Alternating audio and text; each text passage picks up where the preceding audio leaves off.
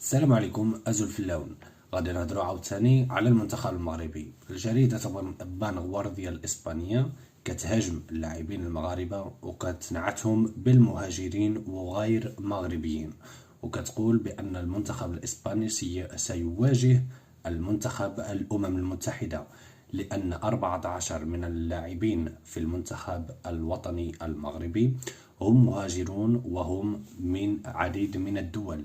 ولهذا السبب المغرب يطالب الاحترام اللاعبين المغاربة، ويطالب الاحترام خاصة للشعب المغربي، لأن هؤلاء اللاعبين هم مغاربة من أبائهم وأمهاتهم مغاربة والأصل مغربي، وهم يمثلون دولتهم بأحسن تمثيل، وليس هم مهاجرون، ولا حتى لو كانوا مهاجرون فأنهم يمثلون دولتهم وراياتهم وملكهم وشعبهم. والسلام عليكم.